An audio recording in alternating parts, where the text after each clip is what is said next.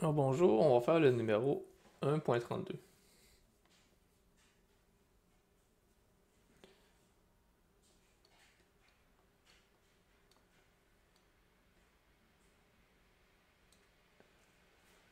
C'est la méthode du point milieu.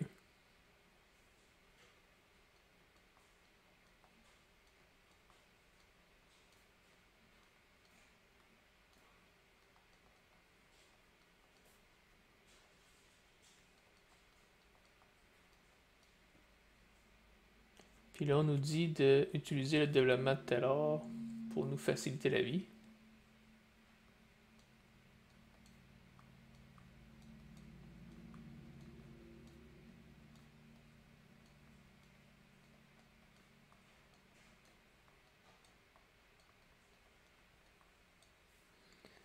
Puis ça, c'est quoi le développement de Taylor? C'est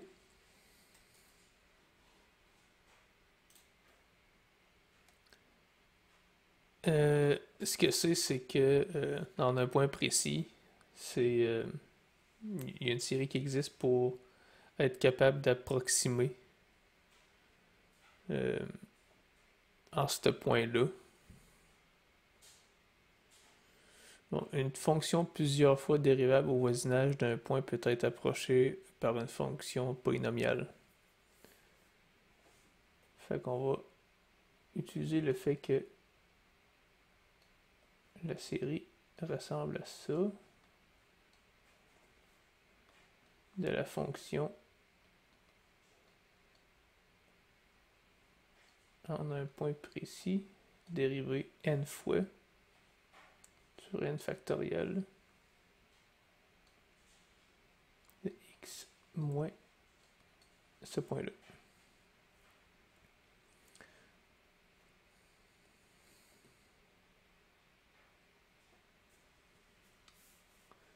Fait qu'on part du fait que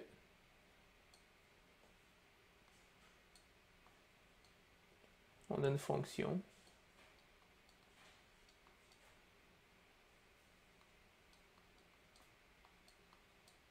puis on nous dit que c'est environ égal à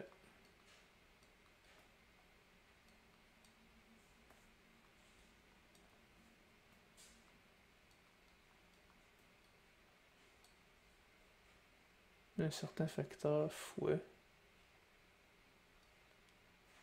la valeur de ce point-là en un point précis.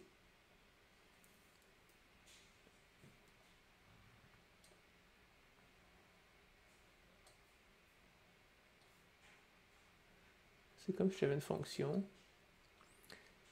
Puis là, ici, j'ai A. Ici, j'ai B. Donc ici, j'ai mon point milieu. OK. Puis ce qu'on va venir faire, c'est on va venir estimer l'intégrale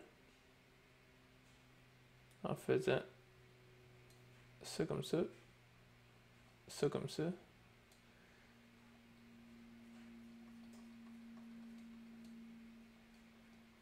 Fait que c'est comme si la vraie valeur de l'air sous la courbe, la vraie valeur de l'air sous la courbe, c'est si je prends la courbe ici, puis je viens de toute l'air.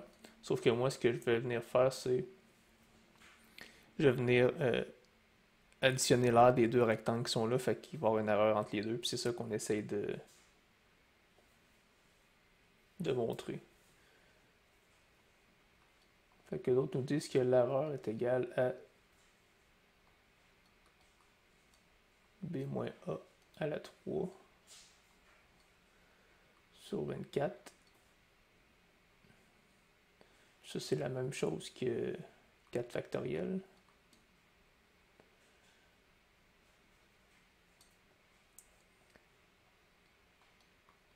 F' de epsilon.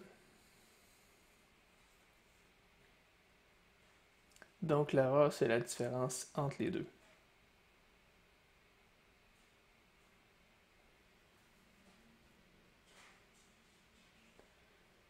Fait que si je commence de 0,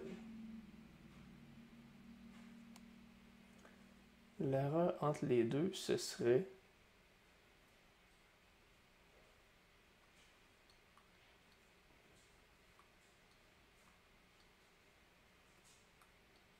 la fonction elle-même,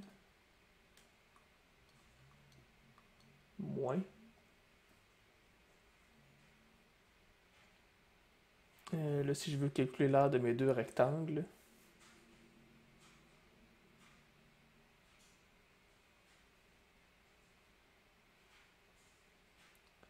je vais calculer l'aire de mon grand rectangle au complet. Fait que c'est la base qui est B moins A. Puis je vais venir multiplier par la hauteur. La hauteur, c'est ce point-là ici, le point milieu. Fait que c'est la fonction évaluée en ce point-là.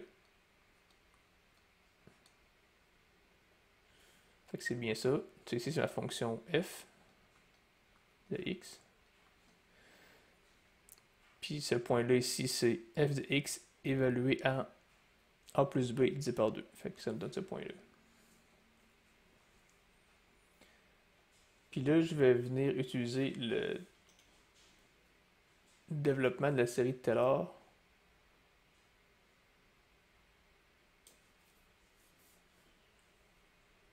Bon, fait que si je fais la série de Taylor, ça me dit que la fonction est égale à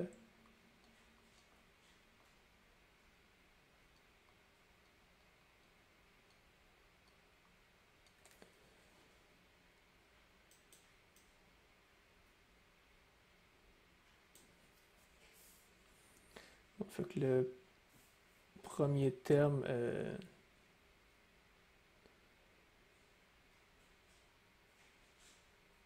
fait qu'ici c'est comme si j'avais un fait que j'ai un 0 ici. Fait que ça me donne seulement ça.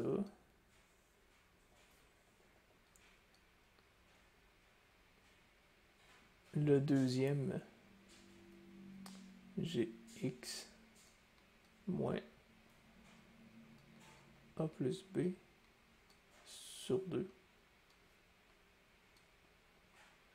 À faire attention, ici, le a qui est là, c'est le point auquel on calcule. Ça, c'est la définition de Taylor. Fait que le a qui est ici, c'est exactement ce point-là. Fait que c'est ça, dans ma définition de Taylor, c'est comme si c'était mon a.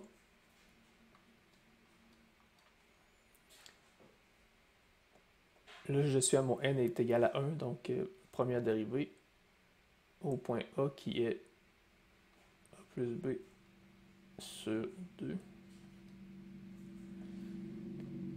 Maintenant, je vais venir faire mon troisième terme.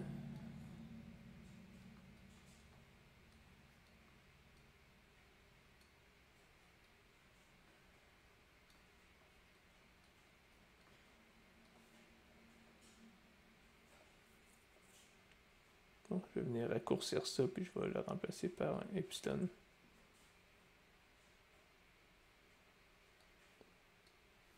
Je rajoute le 2 parce qu'ici j'ai mon 2 factoriel.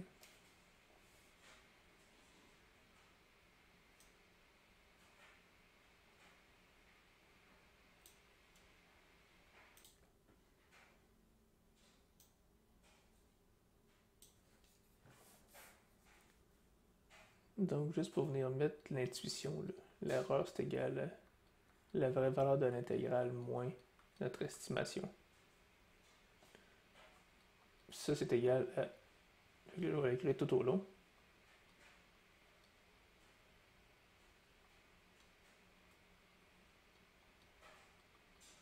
Fait que ça, c'est la vraie valeur moins notre polynôme.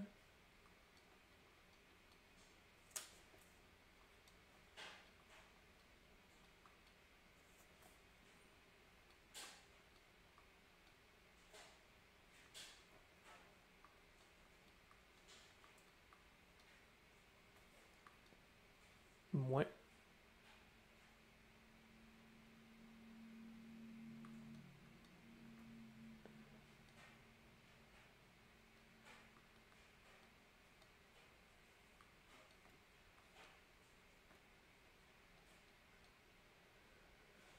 Fait que là, ici, ce que j'ai écrit, c'est l'intégrale de notre fonction moins l'intégrale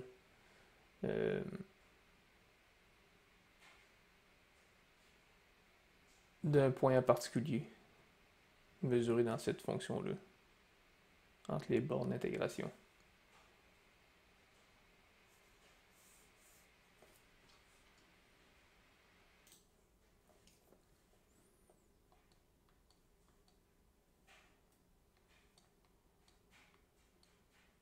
Donc ça, c'est égal à...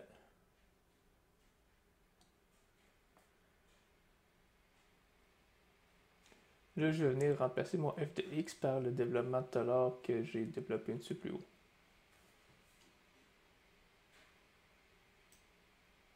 Donc, par cette expression-là ici. Là. C'est celle-là ici que je vais venir mettre.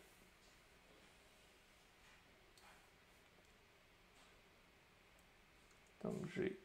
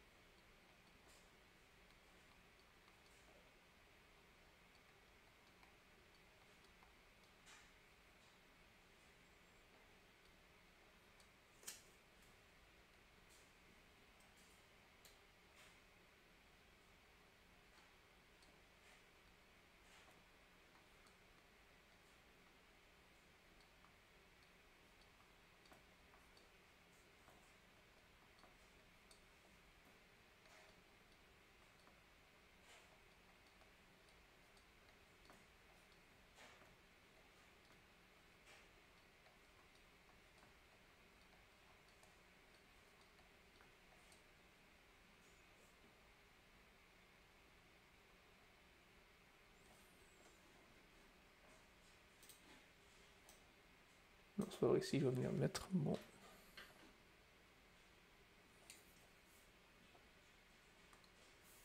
épsilon.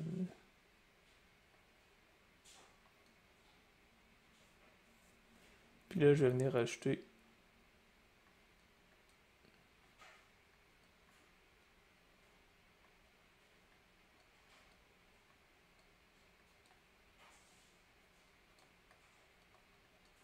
donc celui-là ici, c'est celui-là. Donc là, si on voit, j'ai le même terme là et là. Fait que ça peut partir.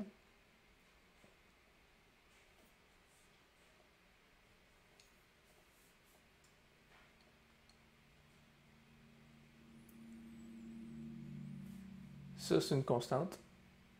Fait que je vais sortir l'intégrale. Parce que c'est un point précis.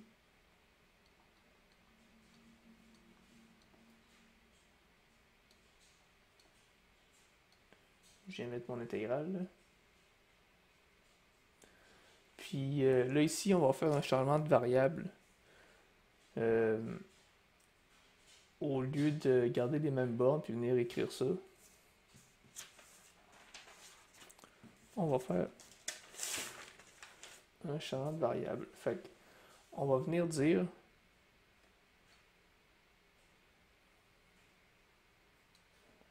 que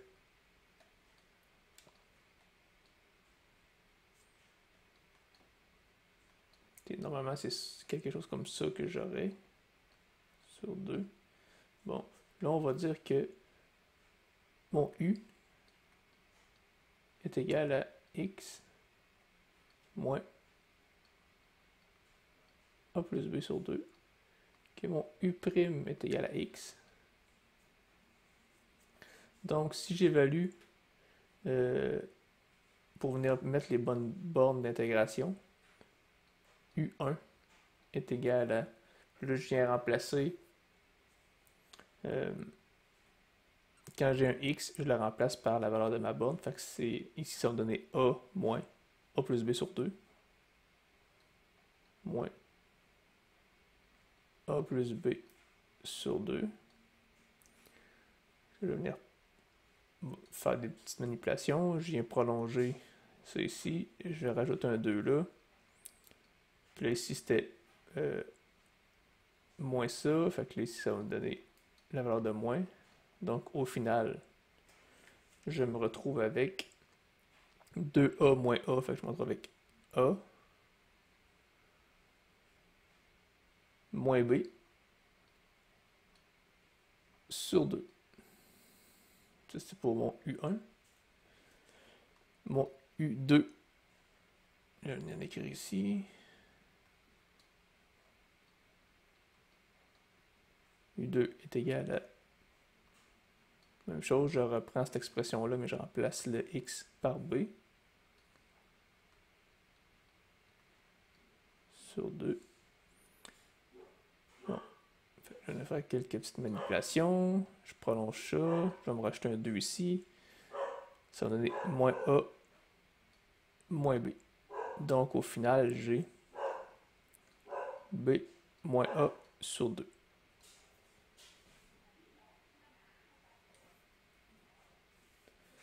Fait que là, je suis prêt à faire mon changement de variable dans mon intégrale. Fait que pour mon A, j'avais A moins B sur 2. Pour mon B, j'ai B moins A sur 2. Puis là, je vais tout venir remplacer ça ici par simplement X.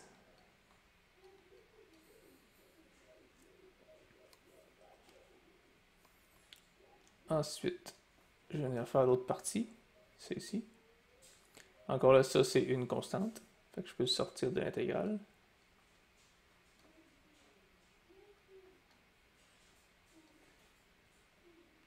Ici, j'ai la même chose, sauf que j'ai un exposant 2 là. Fait que ça va me donner les mêmes bornes d'intégration. Sauf que je vais avoir un x2.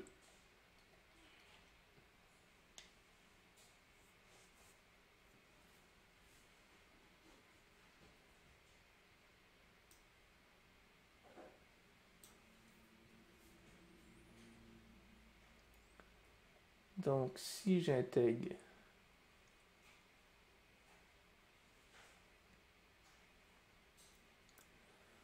ça va me faire f' A plus B sur 2 fois. Donc, j'intègre seulement x ici. Une demi x carré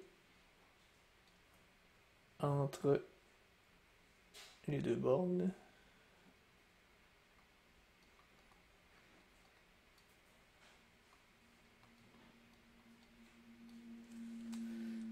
Sauf que si on regarde ça, en fait, ici, ce que j'ai, c'est la différence entre 2 points divisé par 2. Si je reviens ici, ça me donne le point milieu ici.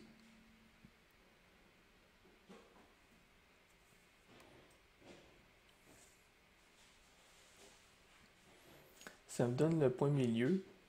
Puis pour une borne, ça va donner un chiffre positif. Puis l'autre borne, ça va donner un chiffre négatif. Parce que ça dépend dans quel sens que j'ai soustrait.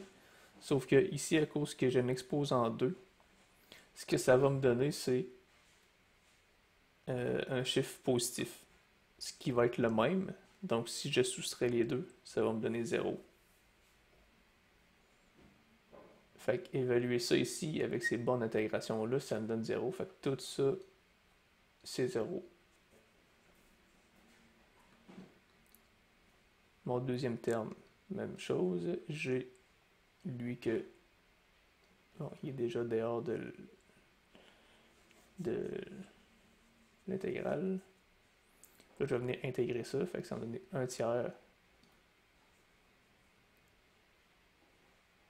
de x cube.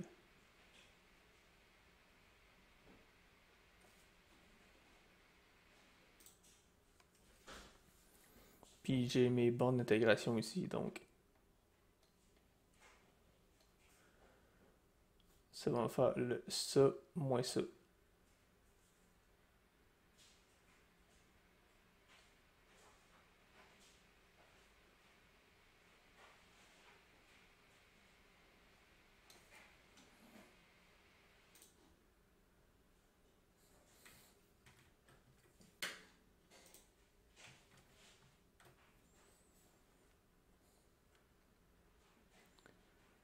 Donc, bon, B moins A sur 2 à la 3 moins A moins B sur 2 à la 3. Puis là, ici, pour se faciliter la vie, on va dire que B moins A, c'est égal à H. Okay.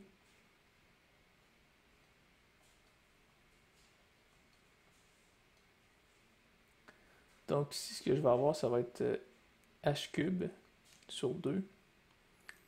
2 à la cube. 2 cubes. Fait que juste pour cette partie-là ici, là, ça va me donner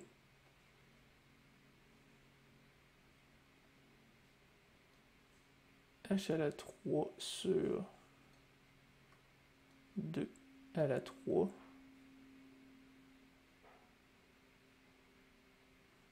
moins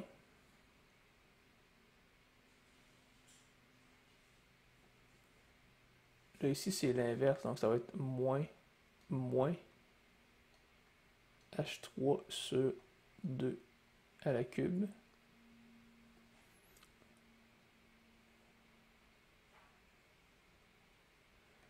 donc ça c'est égal à 2 H à la 3 sur 8. Je peux venir simplifier H3 sur 4. OK.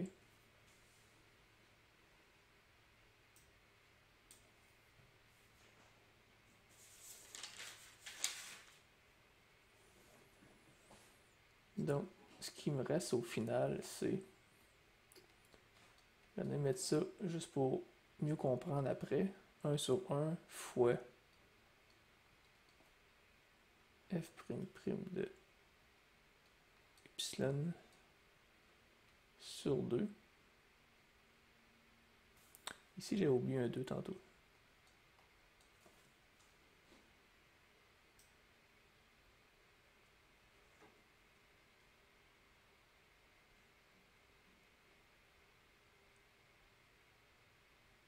Oui, ce 2-là ici, là, je l'ai oublié ici, ici,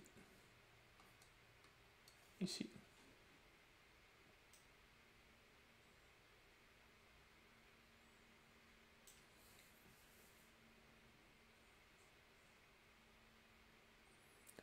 Fois, là j'ai mon 1 tiers.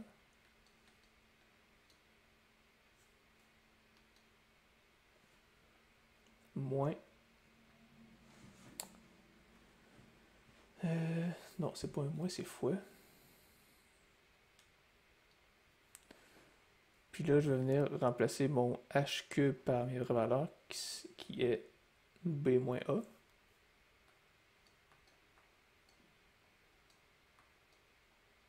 À la 3 sur 4. Fait que là, on voit bien ici 1 fois 2 fois 3 fois 4. Fait qu'au dénominateur, on a un 4 factoriel, qui est 24. Puis au numérateur, on a notre b moins a à la 3. Puis notre f' de epsilon. Ça, c'est notre réponse.